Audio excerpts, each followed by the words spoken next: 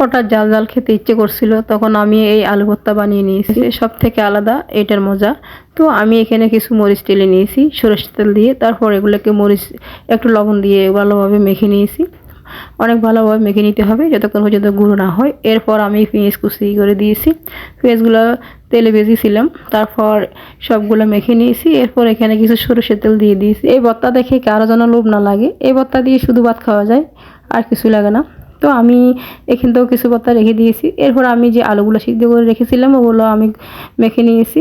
অনেক ভালোভাবে মেখে নিতে হবে, যেহেতু নতুন আলু, তো আমি অনেক ভালোভাবে আলুটা মেখে নিয়েছি। তারপর যে মরিচগুলো মেখে নিয়েছিলাম ওগুলো দিয়ে দিয়েছি। তো আমার ভর্তা রেডি হয়ে গেল। এরকম ভর্তা হলে আর কিছুই লাগে না, মাছ মাংস কিছুই লাগে না, পাতিলের ভাত শেষ হয়ে যায় এরকম ভর্তা হলে। তো আমি ভাতটা বেড়ে নিচ্ছি, তারপর ভর্তাও নিয়েছি এবং মরিচ মাখাগুলোও নিয়েছি। আমি এখন খাওয়া শুরু করে দিয়েছি। কেউ নজর দেবেন না কিন্তু, আবার পেট ব্যথা করবে।